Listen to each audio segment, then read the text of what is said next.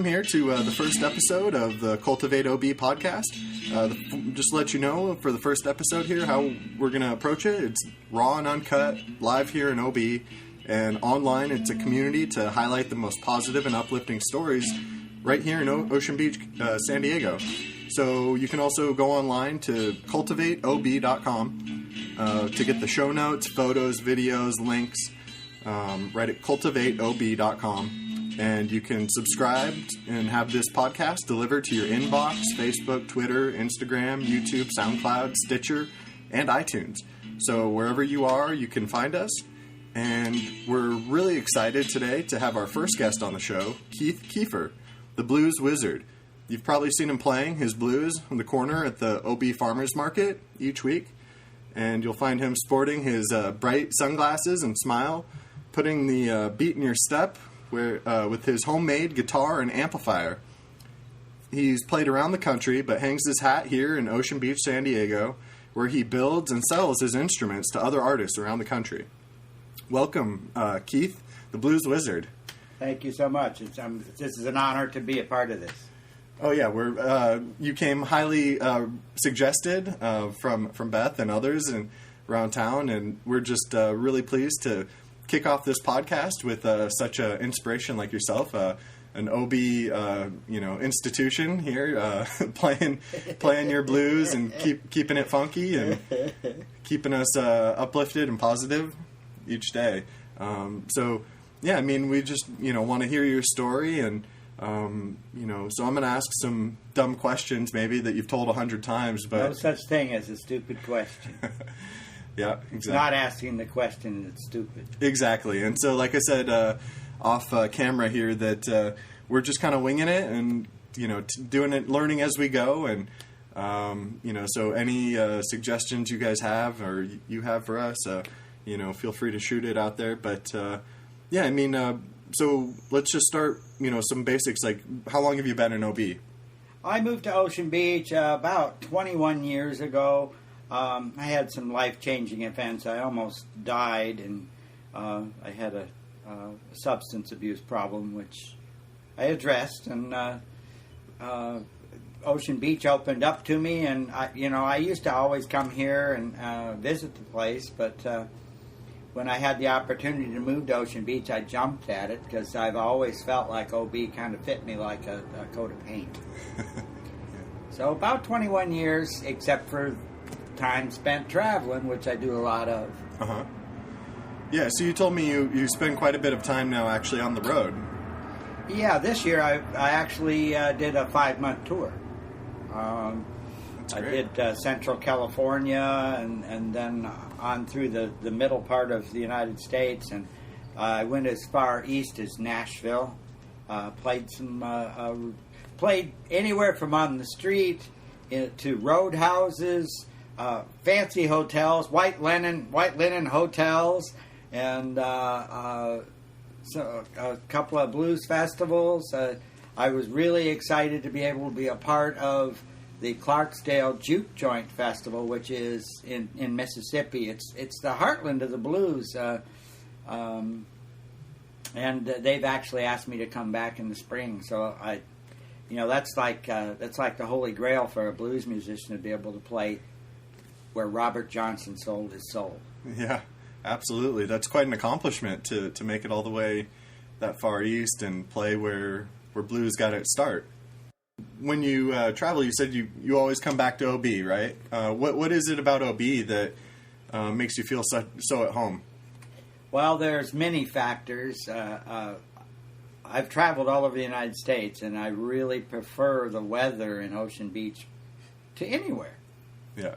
It's really a mild climate. In the summer, near the water, it's cooler, and in the winter, it's warmer. Mm-hmm. And, being a street musician, that's a big help. Yeah, that's a good point. I came from Phoenix, Arizona, so I can appreciate the value of weather, and I just feel spoiled, and I don't even, sit out on the curb too much, but I bet it makes a big difference when you're out there playing licks all day. Yeah, I've played in Phoenix. Actually, it was down. What is it? Is it Tempe, Arizona? Tempe, yeah, where Tempe the down university at is. the Mill Avenue. College. Yeah. Yeah. No, I've played on Mill Avenue. Okay, Did great. that was part of my trip. I think nice. I probably That's a good stop. Have some pictures of me playing there. I also found a real live juke joint in downtown Phoenix. Oh. It's in the VFW down there. Okay. And no, Elks Lodge. Sorry, Elks Lodge. And so, what's that mean? What's the juke joint? Well, juke joint is the old fashioned black club where there was live blues music. Okay. And it sprung up because during the segregated days the blacks couldn't even go in the white places. Now it's never been the same for the black clubs. They've always welcomed whites to come in. And I see.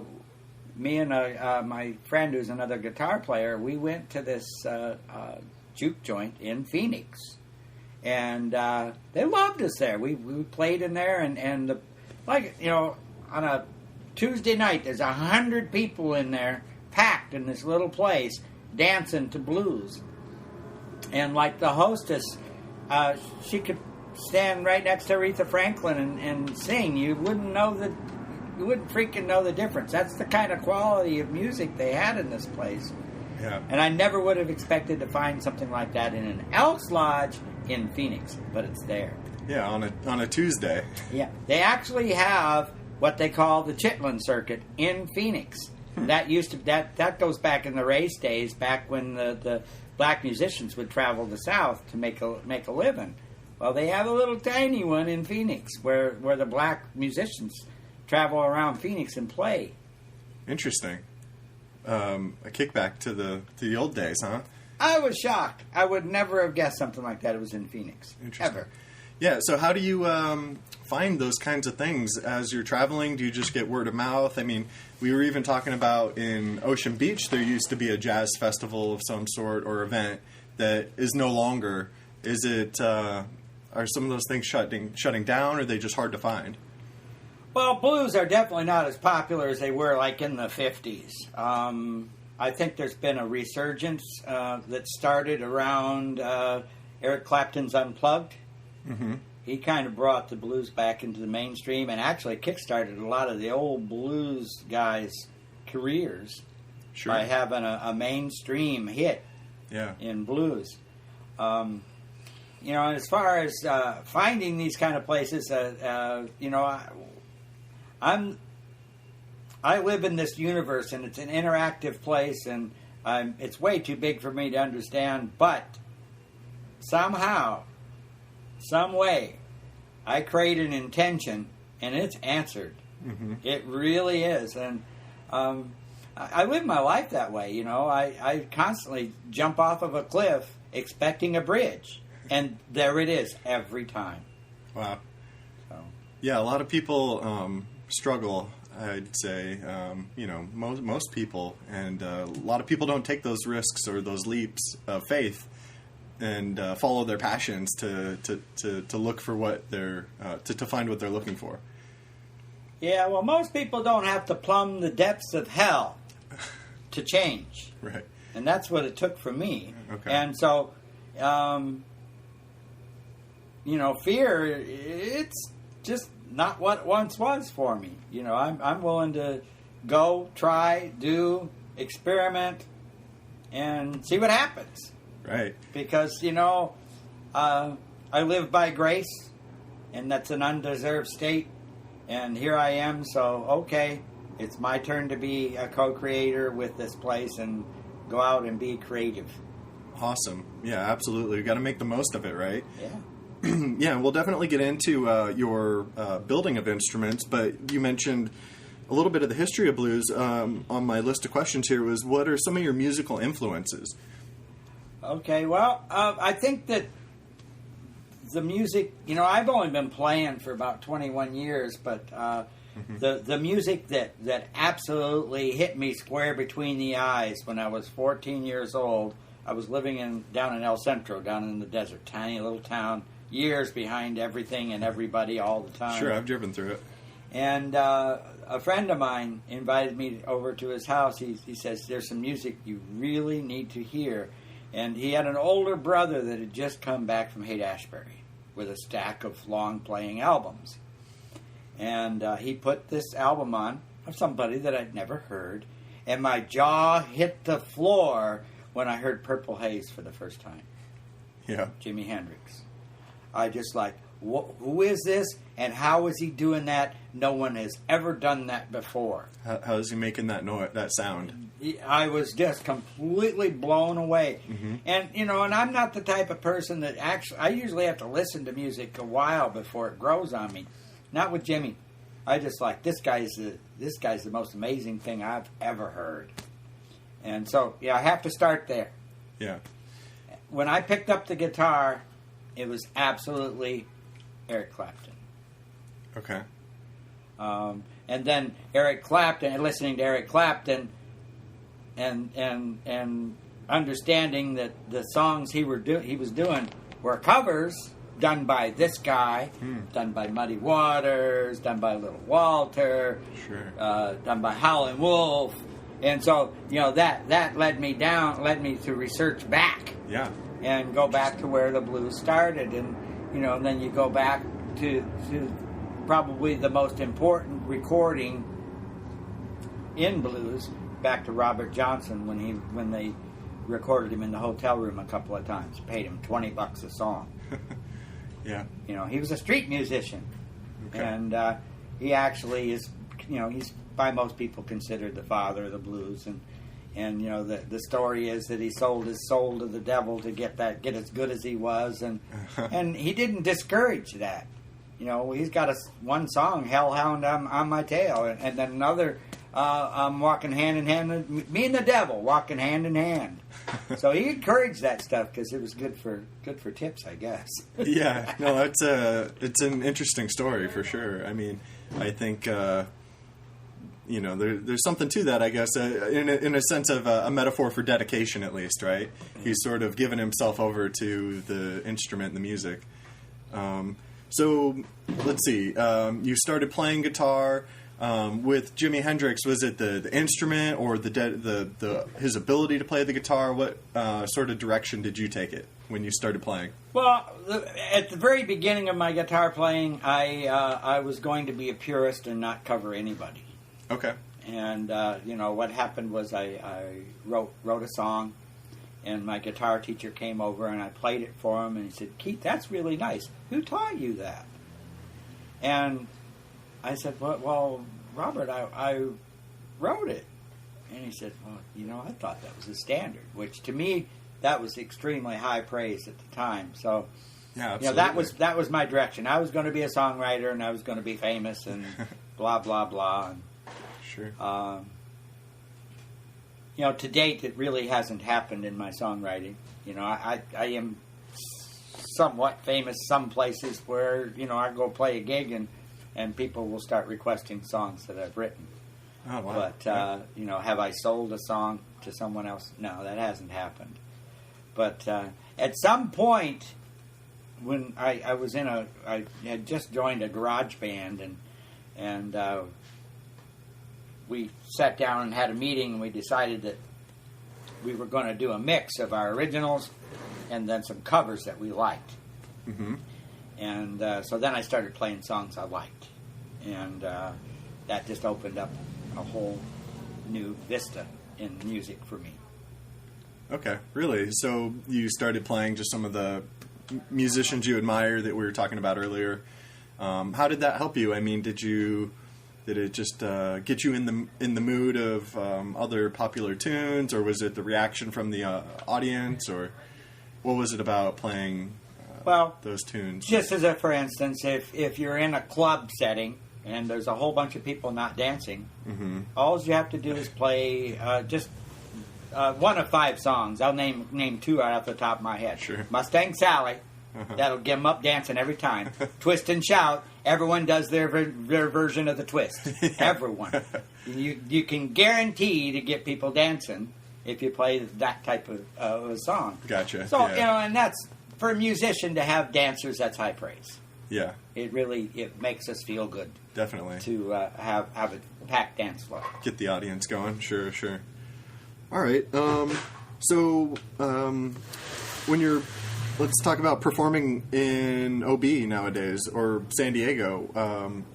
what are some of your? Where's your favorite spot to perform?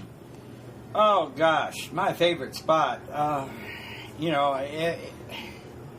I don't think there is one specific spot that I prefer to play in. I would have to say that blues festivals are absolutely my favorite thing to do because when you play a blues festival, 100% of the audience is there to hear blues. Yeah.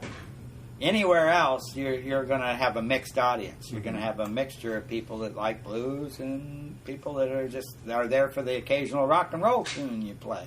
Yeah. But yeah, blues festivals, and it isn't really about the place, and it probably, you know, there's an unexplainable thing that happens, and only if you're an artist can you really understand this. But there is a zone, there is a place, there is a phenomenon that happens that you can fall into that is amazing. I have to be careful not to let myself be taken away by that, because I'll stop playing. I'll freaking stop playing. Okay. Because I actually leave here. Yeah, I get transported to like another dimension. Yeah. And I have to consciously hang on to planet Earth. Otherwise, I have done it. I've stopped playing right mid-song. Luckily, most of the time I'm with a band when that happens, and it's not so noticeable, but yeah. I can do it. I'll stop playing. Does that mean you get so comfortable in the atmosphere? Or? It's a bliss. There's a feeling of bliss, and if I follow it too far, if I go too far, I cease to function here. Interesting. Yeah, that's sort of nirvana. Absolutely. Music. Absolutely. Music absolutely allows me to touch nirvana. Yeah. It absolutely does. Yeah, I mean, so for me, it's funny you mentioned blues festivals and such. Like, for me, I listen to a little bit of everything. I'm not real big on, some of the newer electronic stuff that a lot of the kids are into with, the DJ stuff. But I think almost everyone can appreciate blues. They hear you playing your licks at the farmer's market, and at least me, I'm attracted to it or absorbed by it, and I think everyone can resonate and appreciate the toe tapping that can happen with blues. It's almost timeless, right? Well, again, now, we need to go back to the beginning. Now, I wasn't there, and there's nothing written about it because there was nobody interested in Black history during the slave periods. Okay, nobody was writing about it. Yeah. But it's my theory, and I have to say theory because I wasn't there, and there's nobody was. But I believe that the blues were born through tortured souls not being allowed to complain. Mm-hmm. There were no rules against singing. Yeah. And see, a lot of people think, oh, blues, that's really sad music. It is kind of sad. But to me, it invokes such a happy feeling. It is. Right. It's the medicine for sad. Exactly, yeah. We call it sad music, but it's the medicine for sad. Mm-hmm. And, I'm pretty sure... And, there's some musicologists that have studied the correlation between early African music and the blues that were born here. Okay. And there are similarities. Sure. And, I'm pretty sure that the structure, again, this is theory, the structure 1-4-5, which is how blues are based, was born before they were even playing the instruments. I believe that they were actually singing that structure. Mm-hmm. And there is something very soothing, very medicinal, yep. very special for the soul. So, yeah, I think, even if somebody doesn't like it, they probably, on some level, are going to enjoy appreciate it. Absolutely, yeah. I mean, you mentioned falling into it, and that's the sort of feeling I have when I hear you at the farmer's market. It just, to me, it speaks of OB's culture of, positivity and the beach, and, it's every day is a day in paradise here, the way I look at it, right? Even though it's not, right? We have challenges and there's problems all the time, but it sure is an uplifting spirit, I think, of music. So how about your instruments? So how long did it take you before you started fiddling and building your own instruments from scratch, or from other when instruments? I first moved to Ocean Beach, I befriended a pretty famous luthier here in Ocean Beach, and luthier means guitar builder. He lived and worked in a shop behind the old Cow Records, where the big cow was up on the roof. Yep. His name was Dave Millard, and Dave is a very well-known luthier and jazz musician in town. He's one of the better guys. And not just jazz. He plays flamenco guitar. I asked him one time what instrument he didn't play, and he says, "I never figured out that harmonica." He plays everything. But anyways, I started hanging out in his shop, and he would give me a few bucks here and a few bucks there to sand on something or clean up something, or and then as I gained his trust, when he took a vacation, he'd hand me the keys to his shop. Say, "Here you go, Keith. I'll be gone a month. There's some wood over there you can use." And I started experimenting and built my first guitar there, and it never really achieved functionality, but it was a pretty good first try. Yeah. And you got to get your start somehow. Yeah. So I eventually evolved to the point where I was buying and selling guitars, and then I figured, well, if I buy this broken one for $10, I can make a good profit on it. So I started buying broken guitars and looking for broken guitars. And a friend of mine gave me his 1929 Regal Dobro to repair. And I fixed it up and got it playing really nice. And after it was done, 2 weeks later, he called me up and says, "Hey, are you done with my Dobro?" And I said, "Well, it's been done for 2 weeks, but I've been playing it." I love the way it sounds. Yeah. So he says, "Well, can I have it back?" So I reluctantly delivered the guitar to the proper owner. Mm-hmm. Well, and then I'm thinking, wow. I really can't afford a Dobro, but I really like that sound. I want that sound. I was a beginning slide player at this point. And so I looked around my place, and I had this guitar that I had been using for slide, but it kind of fell into disuse. And it was a pretty nice guitar. It used to be my main instrument when I couldn't afford a really nice one. I have antiques now. Mm-hmm. But so I thought, well, maybe I can make my own Dobro. So I went to the swap meet and I looked around. I found a vegetable steamer rack and a pan lid. And I cut a hole in this doggone guitar, and I put that in there as a resonator chamber, put the strings across there, put a pickup in there, and lo and behold, that thing sounded better than that 29 Regal that I'd fixed. That thing was amazing. You can see it on YouTube. But anyways, awesome.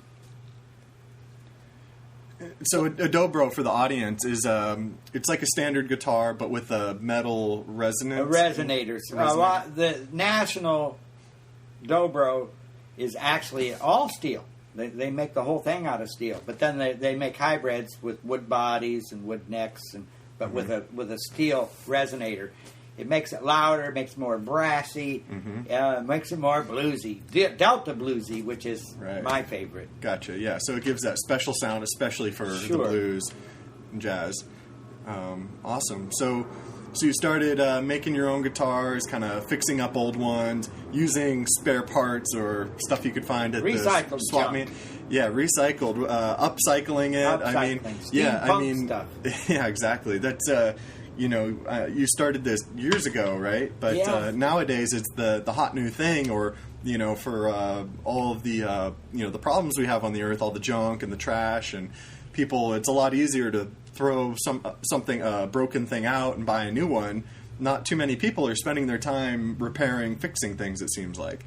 So that's quite a great niche, or not really a niche, but a great practice to have, is to be able to actually work on things and fix them and maybe make them hybrids and make them your own. And the sound is unique, right? It's one of a kind. Yeah. Yeah, well, part of my evolution, but basically I feel like I was reborn about 21 years ago, and I'm just now becoming an adult for the first time in my life, and I'm 62. But part of the evolution isn't just in the instrument building; it's in my lifestyle too. Mm-hmm. I'm not a believer that we can save this planet, and I don't believe we should even try. I don't believe that. I don't believe in that. It's a bit of an ambitious goal. I'm a student of physics, and what do I know about physics? Our sun's going to nova. Okay, mm-hmm. None of this is going to be here someday. Right. But my purpose of recycling and to to have a smaller footprint in nature, mm-hmm. It's about respect. Sure. And gratitude for this place. Yeah. Without trees, I wouldn't have air to breathe. Mm-hmm. So, to the best of my ability, I protect them. Yeah. I have a storehouse of old wood that I collect and recycle constantly. Awesome. Because I don't want, I don't want to cut down a tree. Yeah. That's going to happen. But, to the best of my ability, I try to preserve nature because I just respect it too much to waste it and to be abusive to it. Yeah. And I wasn't that way my whole life. This is all a product of my new upbringing. Yeah, not many of us were raised that way, to have such a reverence for nature and the things around us. You really have to find it on your own, it seems like, and for your own reasons. Yeah, one of the things that helped me on that path was I actually have studied under a Native American shaman. Okay. Who that teaches respect. Uh-huh. And I also studied under a Tibetan Lama. Oh. And, and then read spiritual books A to Z. So... wow. And have come up with my own ideas and my own beliefs through all of that. I wouldn't consider myself a practicing Buddhist, and no matter how hard I try, I'm never going to be a Native American. Right. I was born here, but my roots go to Sweden and Germany. Mm-hmm.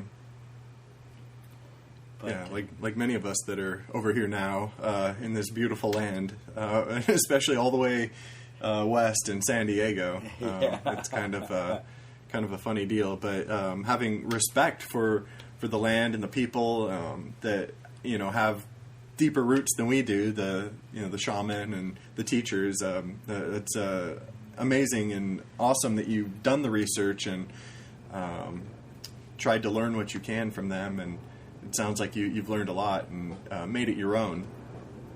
Sort of, embraced the parts that you found to resonate the most with you. So in building your instruments, how much does that affect your music that you play? You're no longer, buying a guitar from the store and playing your songs on that. The songs you play are on your instruments that you've built with your own hands. Does that profoundly change the music? Well, one of the things that has happened is as I move into other creative endeavors besides songwriting is I write less songs now. Because I have a mind that's almost cartoon land sometimes. I'll be off on a morning walk and I'll think, oh God, that's how I can do that, and then I can't wait to get home. And in any particular day, I may lay hands on 6 projects, a little bit at a time. I'm unless I have a deadline, I'm not in a hurry on anything. A product of my new way of life is I have a stick-to-itiveness that I've never had before. It takes me sometimes years to complete a project, mm-hmm. but it's always there. Yeah. And like the Blues Wizard motorcycle, That took 2 years to build. And that's awesome. So yeah, we're here in your workshop, and I can see this. What'd you call it? Bicycle slash with the motor. Yeah, it's a motorized bike that I designed and built myself. And it took me a year to decide on what motor I was going to use, and I didn't have the money for the motor. And I shopped for the bike for months. And when I brought the bicycle home, I didn't have the money to complete the project. So I took the rear section off of it, the carrier and the back fender, and painted it and set it in prominence in my room. So I would have something to help me think on it, and when I'd look at it, I would be able to do some designing in my head. Sure. And that's why I live like I do. This place is packed. You have to take some pictures. This place is packed with all kinds of projects going on, hanging everywhere and stuffed in here. And yeah, absolutely. I mean, you're doing what I only, I barely, try to do, living simply in a small space surrounded by my work. I also try to do creative endeavors, often on the computer, but I could totally appreciate being so close to your projects all the time. Like you say, you can work on it maybe a little bit here, a little bit there, but you're always thinking about it in the back of your head, always appreciating the aesthetics of it that go into it, that are influencing you. And I mean, you've got a beautiful custom-made headlamp, it looks like, on there. That's an ice bucket, a recycled ice bucket. Oh boy, awesome. That ice bucket fit. Yeah. Somebody gave me the actual lamp. Okay. And that lamp is actually a tractor headlight. And I was at the swap meet one day, and I saw this ice bucket, and I thought, oh my goodness, I can't believe it. I've got to take that home because I think it'll fit. And it was the exact right size. Again, we're going back to the universe. When I show intention, the universe provides it, and it pops up in such freaking amazing ways. Sometimes it leaves me speechless. Yeah, that's beautiful. What a great way to live. I've heard you say that multiple times now about finding things at the swap meet that are perfect fits for a project that you're working on. That just goes exactly to what you're saying. Sometimes in the alley. Yeah, or sometimes just on my morning walk. Just laying in the street. That guitar right over there, I found in the alley, smashed flat. Oh wow! Someone was tired with it or angry at it. Yeah, well, I'm a big proponent of the workshop book, Artist's Way. Okay. It's designed to bring art out. Well, I oftentimes facilitate Artist's Way workshops, and one day the Artist's Way workshop broke up for the day, and I was just feeling really inspired, and I just couldn't stay home, so I took a walk, and I turned the corner, and here was a smashed guitar, and I thought, really? Exactly what you needed. And it looked like it was beyond my capabilities.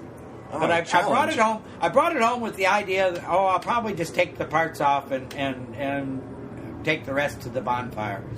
And I got it home and I looked at it and I thought, well, what happens if I glue that? I glued one part and then I went off and did whatever else I was doing. And next day I thought, well, let's see what happens if I glue that. And over a period of a week, every day I just glue something and one day I put strings on it and I thought, holy cow, this thing plays great. That's awesome. There's a couple things there. One thing about building your own instruments, like I was asking, it obviously has to have a unique sound.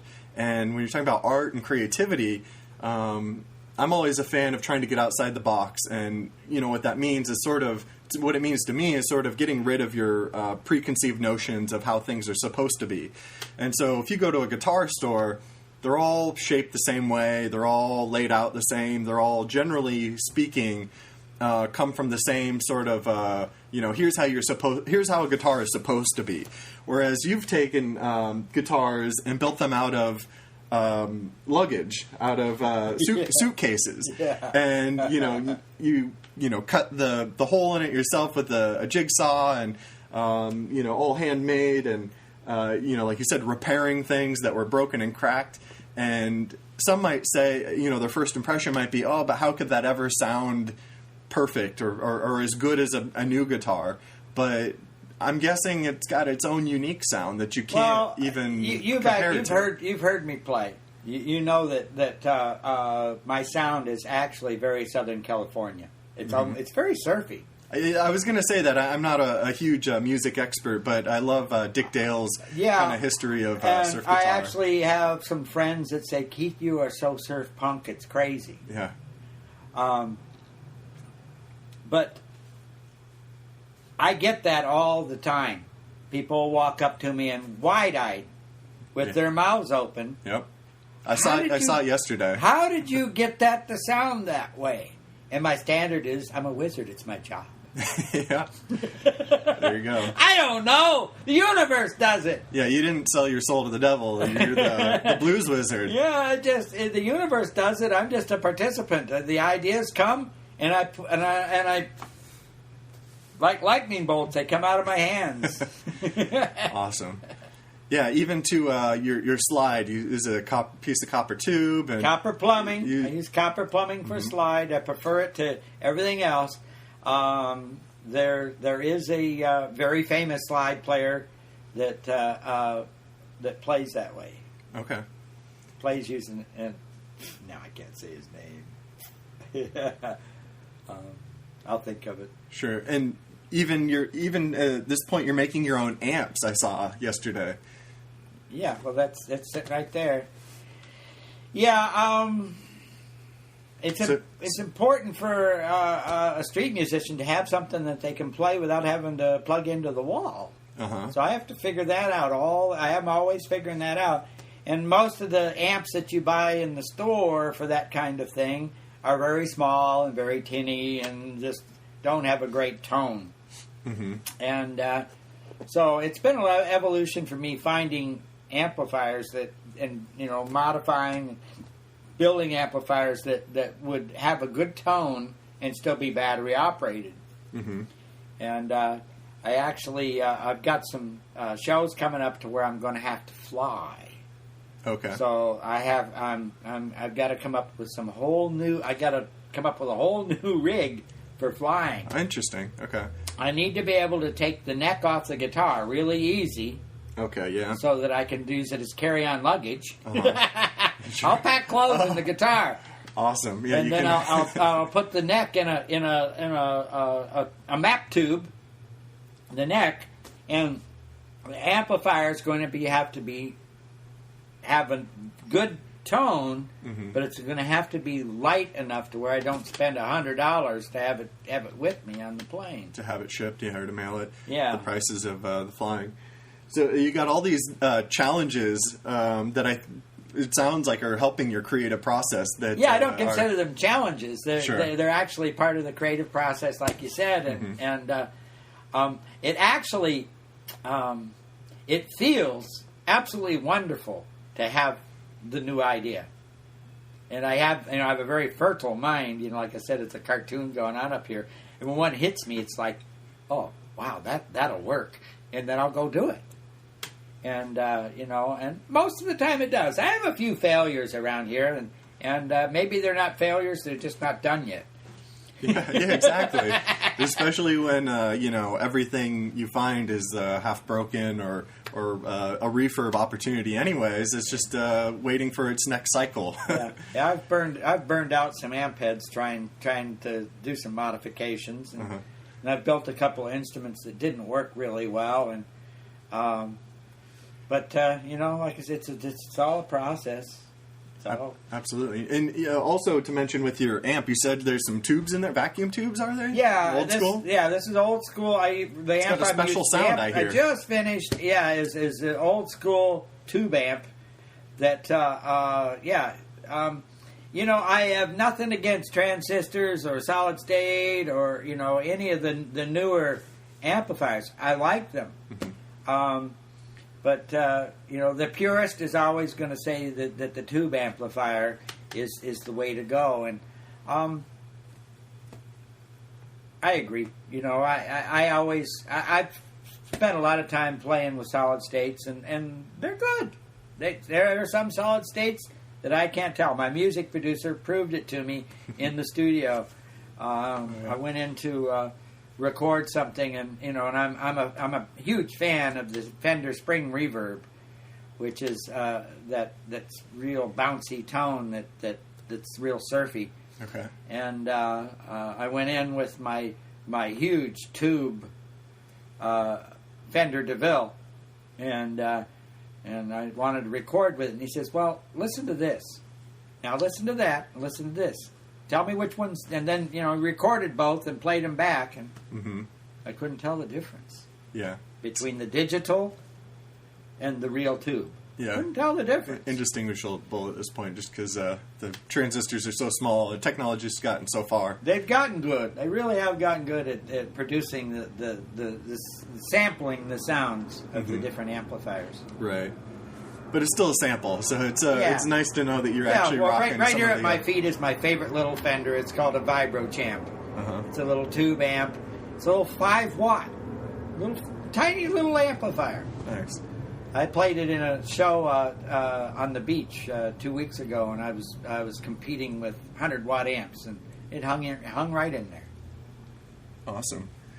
Another question about your instruments and the parts you find. How much of being in OB, besides the weather, has to, you say you walk out in the alleyway and you find parts sometimes. How important is it for you as an artist to have the creativity and also some of the accessibility in this sort of community? Well, I'm a firm believer, as a pretty long time OB resident, that Ocean Beach is the hippie community. Right. And we are a small town surrounded by San Diego. We may have to call us San Diego when we write something on paper. Yeah. But OB is a small town surrounded by San Diego. And it is an artisan community. It definitely is a community of free thinkers. It's probably the only neighborhood of San Diego that votes Democrat on a regular basis. San Diego is a military town. It's a very conservative town. Oh, yeah, absolutely. Not Ocean Beach. Mm-hmm. We're kind of... the Ocean Beach, beside the point, the bumper sticker. It's beside the point. Yeah, I was super fortunate to stumble myself into Ocean Beach, and I just find the being surrounded by the creativity to be just fascinating and uplifting, and really a special place that I just haven't found anywhere else. I've lived in L.A. and Orange County areas, and the weather is just about the same there as it is here, but here the people and the atmosphere is just unprecedented. There's no accident that a major interstate dead ends in Ocean Beach. Yeah. This is a place for travelers. Mm-hmm. Travelers from all over the United States end up here.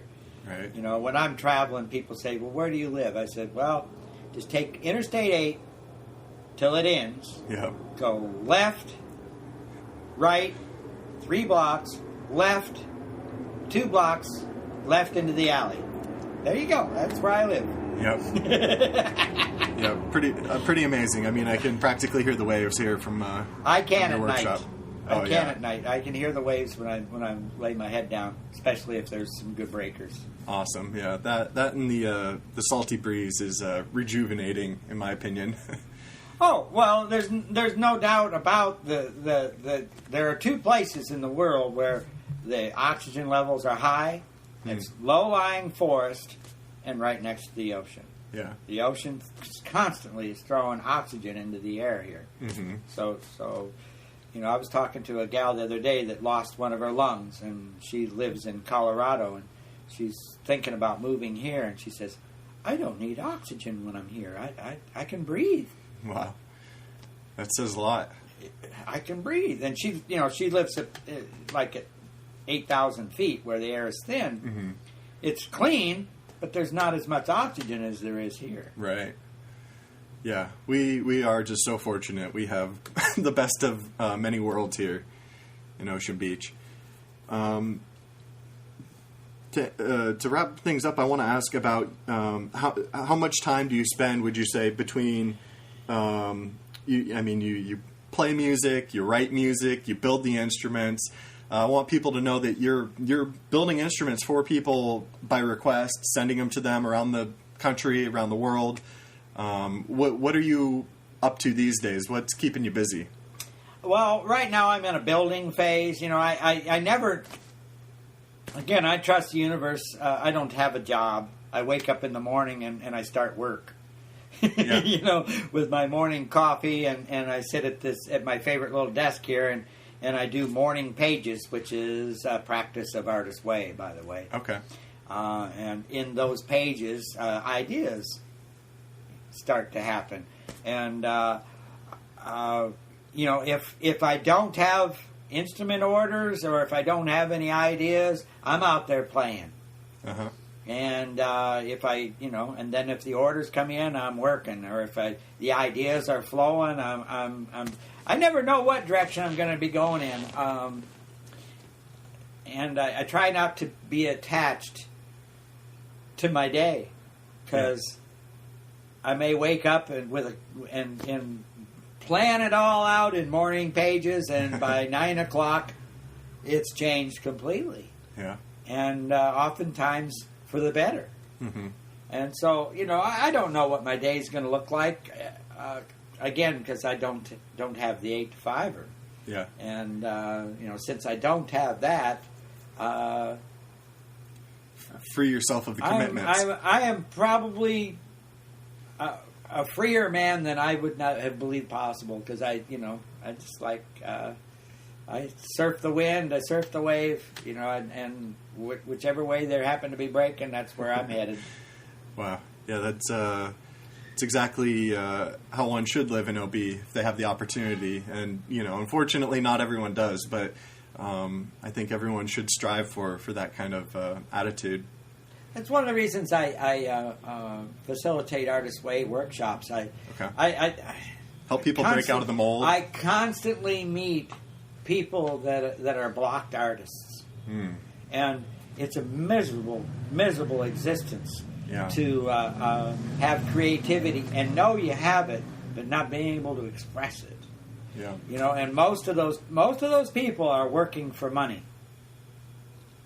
And that's the first mistake. That's the television commercial. Yeah. You got to turn the TV off and start living life. And so you turn the TV off, and then you say, "Okay, universe, what do we do?" And I don't tell anybody, "Well, quit your job and jump into this."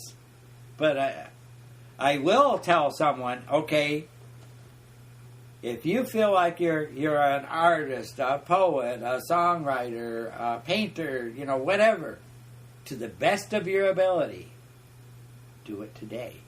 And if that's only 20 minutes. Yeah. But what'll happen is, if you really are that artist, it'll turn into 25 minutes. Then it'll turn into Sunday's my art day. And then maybe half a Saturday. Mm-hmm. And then the job might change, and you might get more artful at work. And it snowballs, but you have to suit up, and you have to show up, and you have to be willing to let the universe guide you. Beautiful. That's so inspiring. I'm glad that you're helping artists with that, because it can be such a challenge, and sometimes people aren't able to see that themselves, and having a little kickstart is incredibly useful for them. That's something great to leave our audience with here. Anything else that you want to plug, things you have coming up that you want to tell people about in general, or just anything that you want to tell the audience?